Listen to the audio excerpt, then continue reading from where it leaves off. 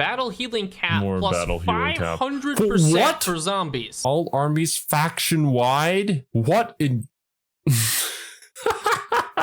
Eating gods with zombies only makes me think that we're definitely going to be using Helman Gorst. Now, this is something that I learned from you guys, that apparently in Warhammer 2, Helman Gorst was not very good until he received his buffs in Warhammer 3, which made him an absolute menace, especially if you had doom stacks of the lowest and cheapest unit possible, being the zombies. I think he gives them like poison and massive regen. I don't think I've ever actually seen it in a video before. I'm guessing we're gonna witness it today. But of course, as always, before we begin, make sure to go support the OG video. Link is always at the top of the description. In a universe of omnipotent dragons, bloodthirsty demons, and literal avatars of God, the most powerful creature in the entire Total Warhammer universe is this guy. Helman Gorst is pretty much one of the most misleading heroes in the game because he looks like he is total garbage. When in reality, I would go so far as to say his campaign is the absolute most broken. So broken, in fact, that he starts with a bunch of pretty good units, some black coaches, crypt ghouls, corpse carts, and crypt whores, and we are going to use only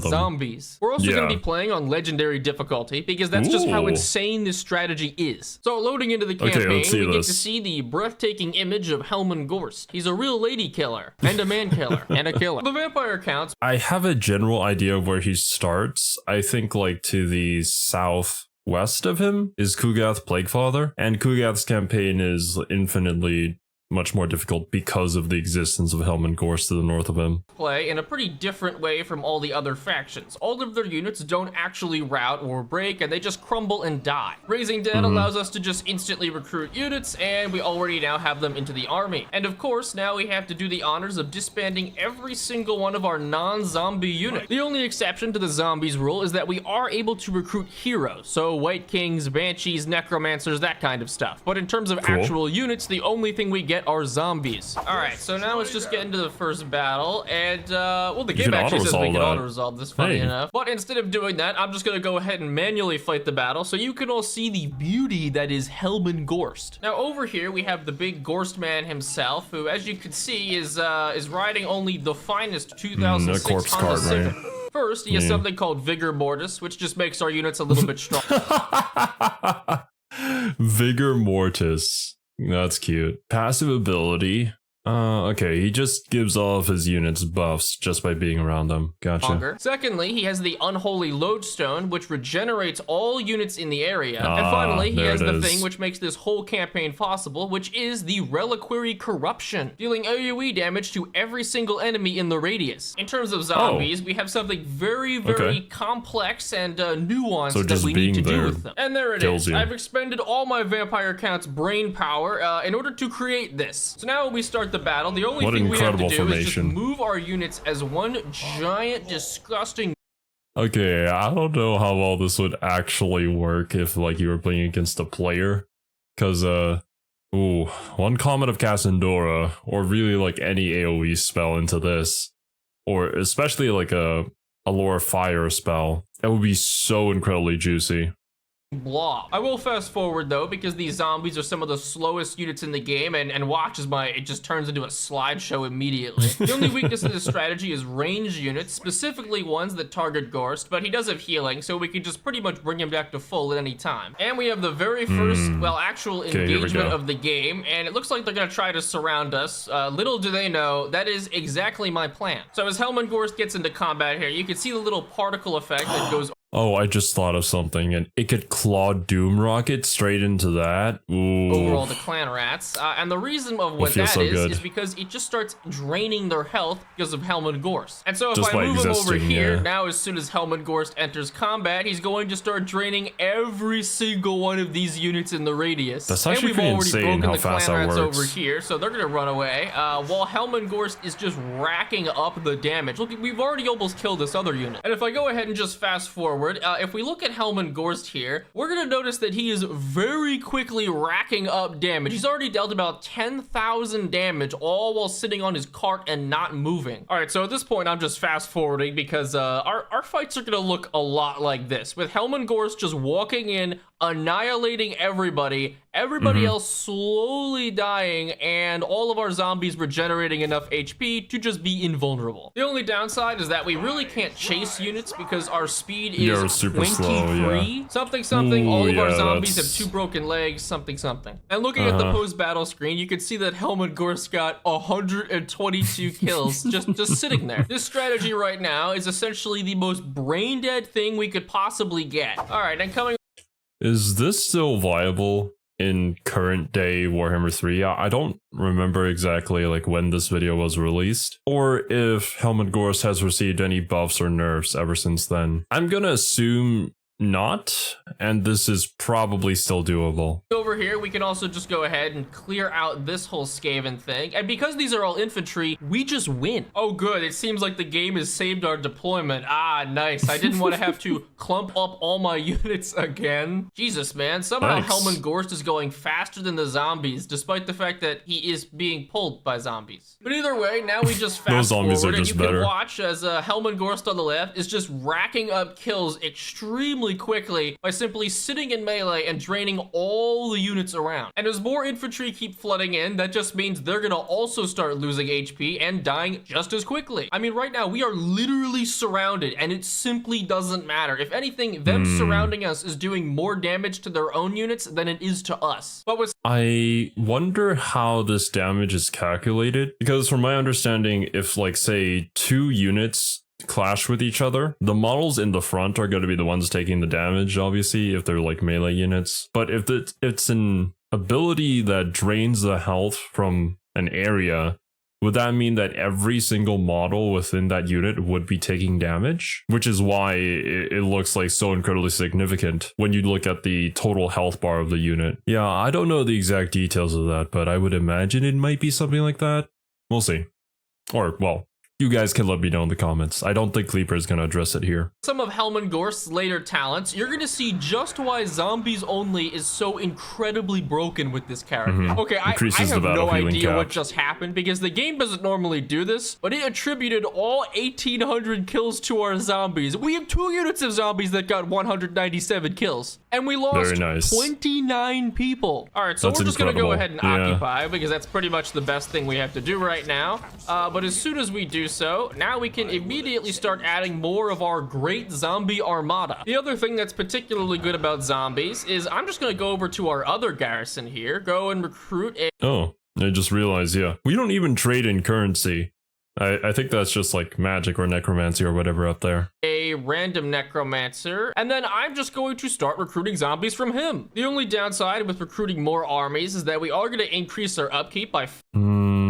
I mean, this is the usual thing. I thought it might be something different. 4% for every army we have, but because zombies have a base upkeep of like 19, it doesn't matter at all. Heading into our technology, we can also find the technology, which is pretty much the best for our entire strategy. Battle healing cap plus 100% for zombies, and recruitment and raise dead minus 50%. Not to mention, we also get an additional minus 35% upkeep for zombies, and then 5 more leadership. And then even later, we get Vanguard deployment for all of them. In Gorst's skill tree, we can see his path of unique text. Now, I'm not going to show you them right now, but as soon as we get to rank 12, we can start getting them, and I will show you why Helmut Gorst is the most powerful lord in the entire game. But right now, we're just going to go down the spell tree. I mean, would you guys agree with that? I know that there are some pretty busted legendary lords in the game that kind of trivialize the gameplay, but I don't know if Helmut Gorst would be like the strongest in the entire game. Awoken from the Grave, which is his own unique spell, Invocation of Nehek for healing, and later Von Hell's Dance Macabre, which gets pretty insane. Now, these guys actually have some really strong stuff, like Poison Wind Mortars, which are probably the best unit in the game versus zombies. But at the same time,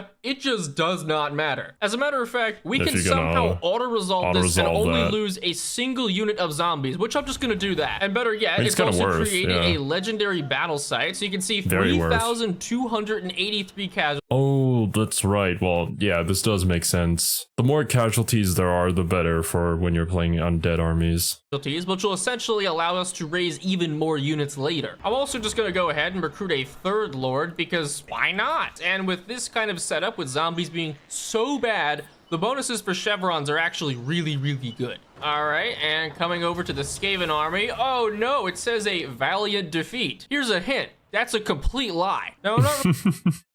Also, to go back a little bit about the chevron stuff. The chevrons, I think for every single unit, it applies the same buffs, depending on its rank. But what Kleaper said there is likely because they're so bad that any kind of increase is like much more beneficial than like a really good unit getting chevrons because they're already a good unit. I think was the logic there. Really sure why the game seems to think that being outmaneuvered, outgunned, and outnumbered is somehow bad for our army. Because let's face it, we were never gonna move anyways. Our plan is essentially going to consist of me sitting in this forest in all of these trees in order to mitigate range damage and waiting. Also, it looks like our reinforcements came in, so we're just gonna go ahead and plop them all in the big zomblob. Oh no, not my back line of like 800 zombies. Whatever shall I do? See, now this is the kind of riveting gameplay I like to experience in my strategy games.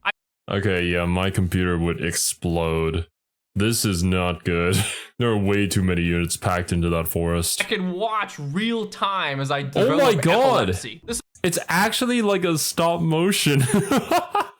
This is like the greatest death rave ever. Meanwhile, we have Martin, who's just standing over. I get the subtle feeling that he does not want to be here. Oh boy. So if I try to move this blob, what's gonna happen to my frame rate? Oh yeah, I can already see my OBS on my left side just wanting to crash. It's been 8 minutes of maneuvering, if you could even call it that, and the battle hasn't even started. Oh good, look at that. They're running their ranged units into my zombie blob. Good work, AI. You've really outdone yourself yet again. Oh, they're even using AoE spells, as if that matters. Because all I have to do is just wait for Helmengorst's passive regeneration of all units in this area, and he'll just pretty much bring everybody back to full. The thing that makes this strategy even more disgusting is now that I've leveled up Van Hel's Danse Macabre, you can see that it gives melee attack plus 24, okay, in an entire radius. That means that our zombies go from hitting nothing to 34 melee attack with poison attacks, meaning they have better stats than the Skaven they're fighting right now. I feel like I don't remember the melee attack for like skinks, but I think that might be a little higher actually. Yeah, that's really good. I think this is really allowing me to express my skill as a strategy game player, because neither do I have my hands on the keyboard or near the keyboard. All right, I'm back. Not an advertisement yet. Funnily enough, this is actually the weakest part of the campaign for Helmengorst. So as pretty ridiculous as this seems now, this is basically like his tier 1 form. And with a pretty successful battle, Helmengorst racking up the 32,000 damage, plus a pretty minor amount of casualties, 2,000. We can now just go ahead and take the scrap tower. But why is scrap misspelled? And I'm just gonna auto-resolve this fight this time. I mean, we're gonna lose a couple of zombies, but it's pretty inconsequential. So after occupying the city, we can also go to our other special mechanic as vampire counts called the Bloodlines. This essentially allows us to spend blood kisses, which we get from killing enemy lords and heroes, and awaken the various bloodlines of vampire leaders. So because we're doing zombies only, the lords themselves are pretty useless, but what's more helpful is that we get various bonuses from awakening any of them. Right now, the Necroc is the best because it increases our research rate, but later we might want some of the other ones like casualty replenishment rate plus 10%, and so on and so forth. We also don't need any recruitment buildings whatsoever because zombies are able to be recruited from any level of settlement. Of course, the Skaven are going to ask for peace when they have literally not a single army according to the balance of power. $2,000 is not nearly enough money. So this right here is actually very bad because it means that the ogres directly to our north have declared war. Luckily, we're just in time to get battle healing cap plus 100%. We can move Helmengorst over here to try and take out Shambletown. That's a Shambletown. Either way, hopefully we can just push the ogres back, take this, and then start moving north, which is pretty much where we need to expand to anyways. Well, it seems the ogres thought their wisest course of action was to go right next to Gorst in march stance. Yeah, I'm not really sure what they expected, but if it was anything but this, I would be surprised. So although that army wasn't really a problem, we do have a slight issue of an entirely other 20 stack, led by the terrifying ogre named Gad.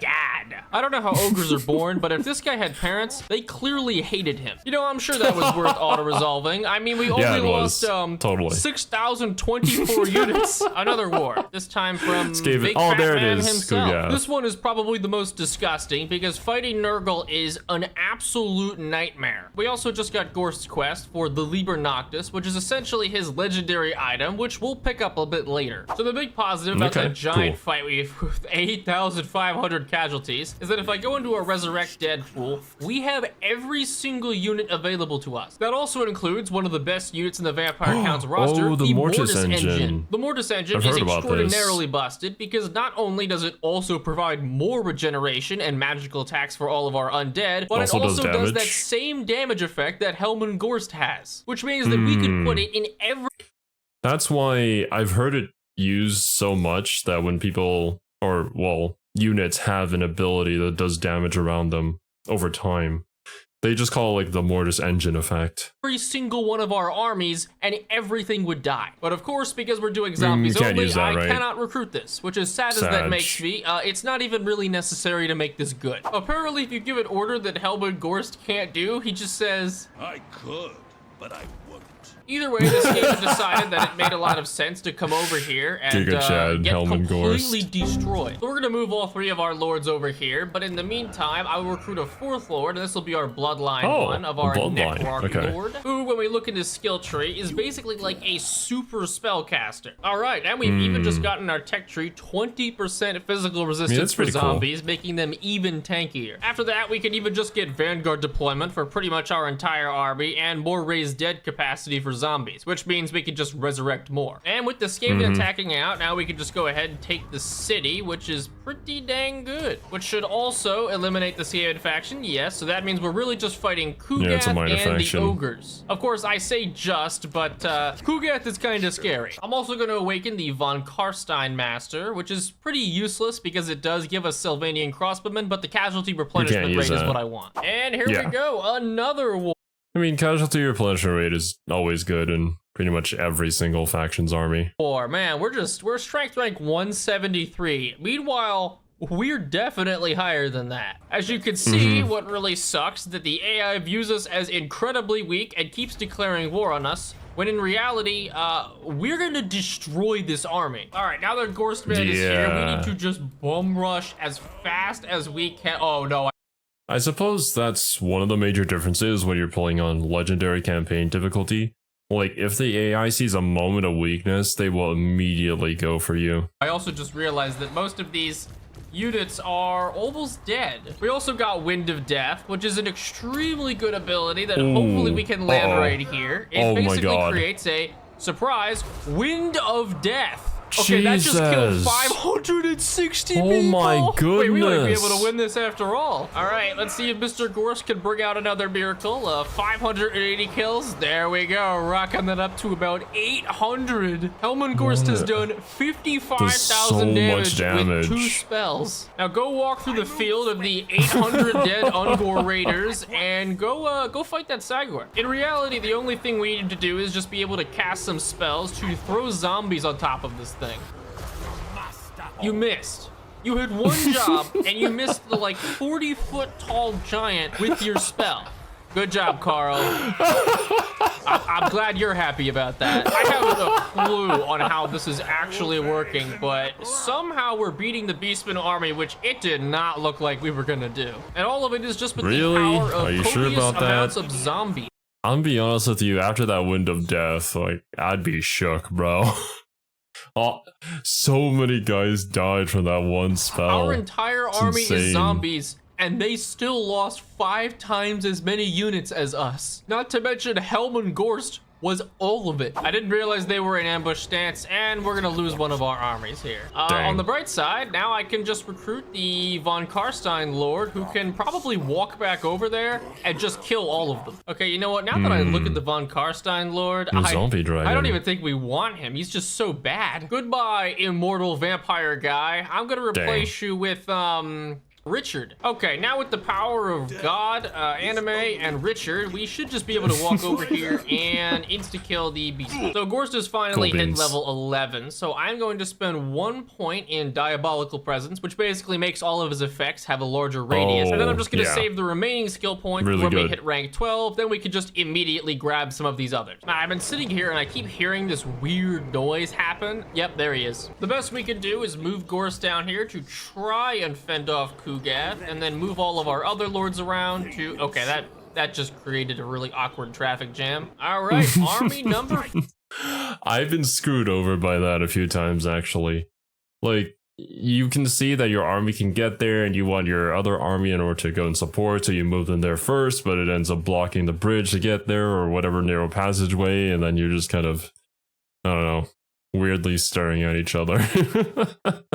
And none of you can move any further, unfortunately. 5. We recruit zombies at Gold Chevron 1. Not to mention that my total army upkeep is 2,400 when I have 5 armies. Well, I figured this would happen. So here's the slight problem with fighting Kugath. We love to be in a giant ball. And Kugath loves to be in a giant ball even more. He's also got 13,000 HP, and by the end of this battle, he's gonna heal another 13,000 HP. Oh boy. The only good thing about we're fighting Nurgle is that they don't really have any ranged projectiles. The only thing they do have is how did he just hit that thing? What I was saying is that besides Kugath, they don't really have any ranged units, so we can blob up relatively well.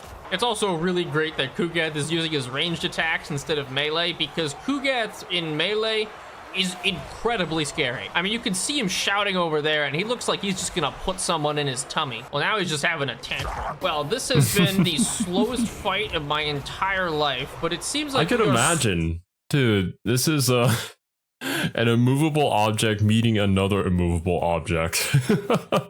We're all just regenerating and slowly attacking, not doing enough damage to finish each other off. Oh god, yeah, this is gonna last a while. Slowly winning. I mean, units are just lasting so long because our units do no damage, their units do no damage, and everyone has regeneration. As a wise man once said, I have no idea what's going on. Because we killed pretty much, well, actually, yeah, the entire rest of the army. The only thing remaining is Kugath, and he's been hit with army losses. Although strangely, even with army losses, he still is not shattering. The very mechanic that's supposed to end the battles is not even, like, he's just walking through people. Oh my god, Jesus Christ. All right. Finally, too much of a beast. He's gonna die after kicking like 37 zombies to death. Actually, a lot more than 37. We get to look at the entire fight and look at the fact that Helman Gorst did everything once again. I mean, some of our zombies got 0 kills and almost died. Actually, this one did die and he got 0 kills. Ah, even better. Now we got a plague as well to go in addition to our big wet hug from Kugath, which is of course ironic because we get minus 80% plague chance and we still got a plague. The thing is, we do have consolation in the fact that now Helman Gorst is rank 12, so we can grab Path to Ruin, which gives a bit of a speed increase, and then we can select from the other abilities that he has, which are all absolutely nuts. The first thing we'll get is Uncanny Resilience, which gives Battle Healing Cap plus 500% for zombies. Healing Cap is a— all armies faction-wide? What in... Oh my goodness. No wonder why this strat works. Plus 500%? I don't think even Nurgle can beat that with his regeneration. I was thinking of Gorok, but yeah, no, Gorok does not beat that. I don't think anything in the game beats that much battle healing cap. Well, to be fair, it is on like a really bad unit, but we also have the ability to buff them. So yeah, that is kind of insane.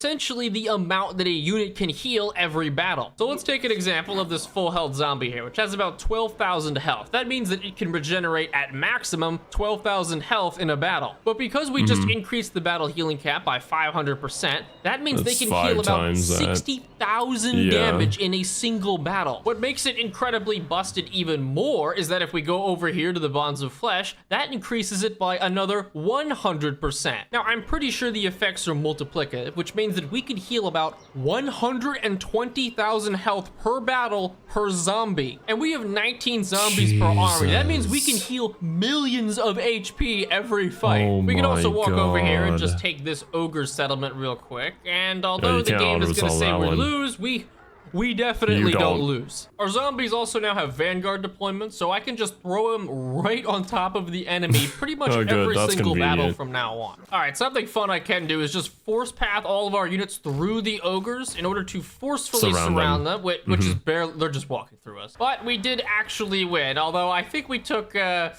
probably a few more losses. casualties than we should have. Something like 1,750 Skaven to a tactics. garrison. All right, and we did get another skill point for Gore, so now we can go ahead and get another one of his really busted abilities, and we'll choose the one that gives plus 12 melee attack for all zombies faction-wide. Given the base stats for a my zombie are God. 5 melee attack, Oh, that it's is only almost 5? tripling Dang. the amount of melee attack they have.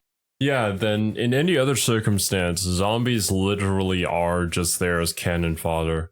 You send them in to soak up all the range damage from the enemy army, and then you actually send your useful units in. And remember, all of Gorst's bonuses are faction-wide. That means that even these armies that are only 600 upkeep, and we can just sprinkle absolutely everywhere, their zombies also now have 19 melee attack and do poison damage. So it looks like Greasus has decided to come down here, and what's great Destroy is that them with because we numbers. fought so many battles in this region, I could just recruit a lord, we'll go with a random master necromancer, go to the raised dead pool, and immediately add 11 zombies into the army, thereby raising half a 20 stack instantaneously. And then I could go over to the haunted forest That's and incredible. pretty much do the exact same thing. Recruit another 4 zombies and immediately recruit another 4 zombies. Our income is taking a bit of a hit. We're only at $500 per turn right now. It's But fine. because zombies are so cheap to recruit and maintain, it just barely matters. Not to mention that for once in our lives, we actually have more armies than the AI such that we can just start overwhelming them.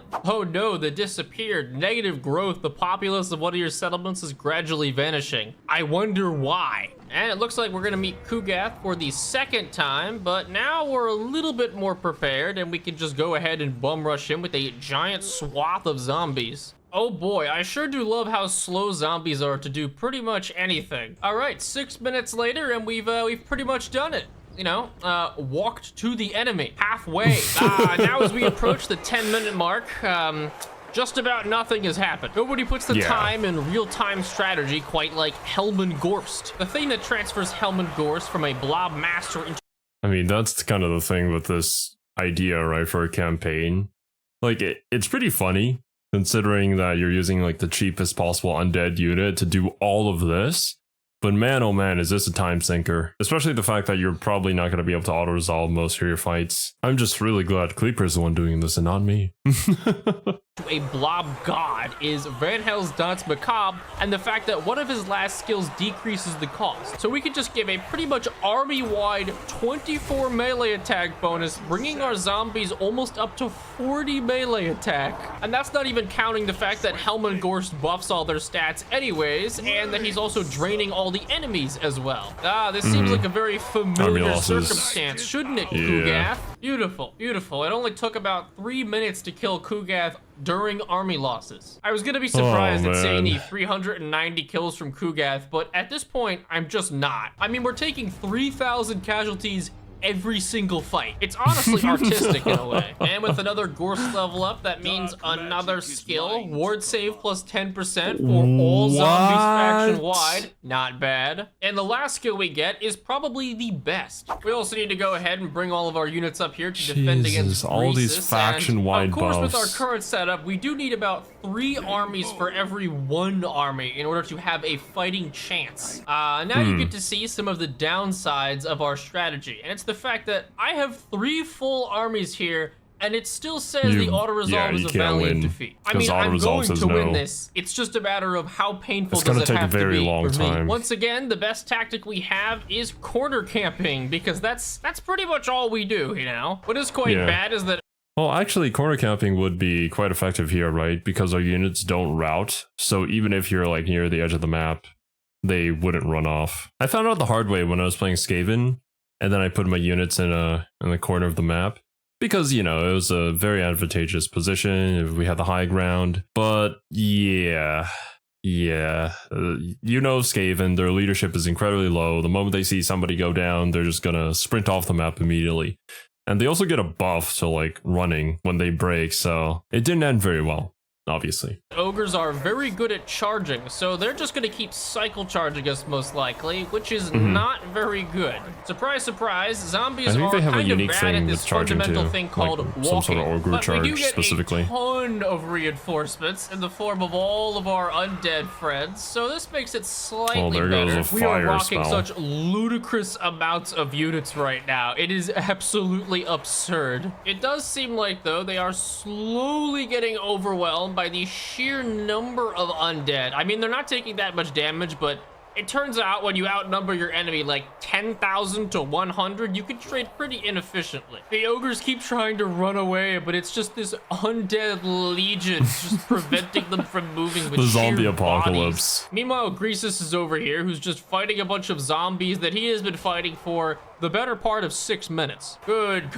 We finally took down Greasus through the sheer power of, I guess our bare hands. Although I'm not even sure how many of these guys have hands anymore. Man, I don't know why Gorst is so confident about fighting every single enemy. I don't think there's a single other character that has dialogue options that are as condescending and asshole-like as Gorst. I think what makes Gorst particularly good is that within the Warhammer universe, as far as I know, he is practically a no-name character. And not only that, but he has like 5 unique lines, and that's it. So we've essentially got one. That's what I heard from you guys too. That he's kind of just, I don't know, there. I think it was also like a strange choice in the beginning, but now man has kind of cemented himself as being an absolute menace in Warhammer 3.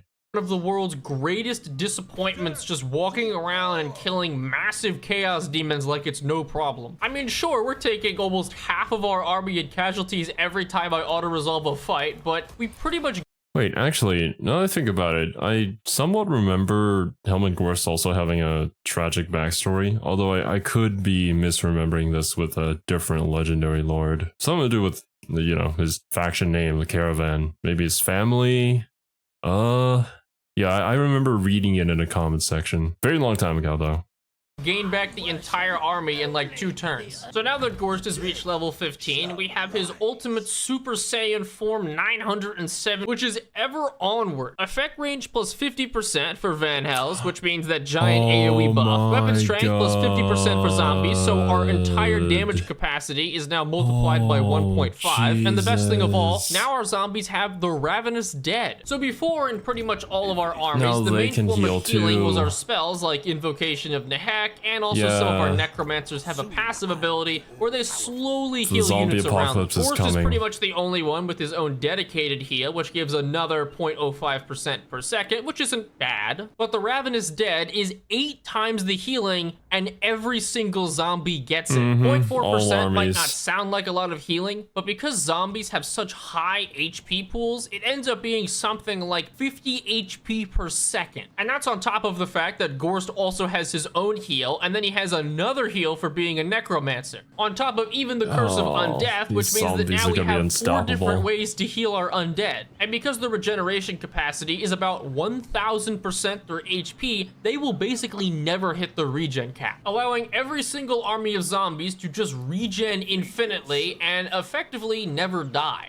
All while being $17 in upkeep. Decisive defeat, really? I think not. Haven't we already taught you a lesson? Man, despite the fact that most of their units are anti-infantry specialists, our zombies are just holding like absolute tanks. As you can see in the top left, the regeneration is ludicrous. We're actually outpacing the damage they're doing to us. I didn't even realize that Greasus has an ability, everyone has a price. I guess he's just bribing my zombies to have less melee attack. God knows with what, because it's not like he has many brains in there. I'm realizing just how insane our regeneration is, because Greasus got 200 kills, 150, 100, 100, 100, but we lost 299 units. That means they pretty much exclusively killed our summons, and all of our zombies were just not dying. Oh, come on, Greasus. Didn't we just teach you this lesson? Less units than this currently just beat his ass last turn, and he...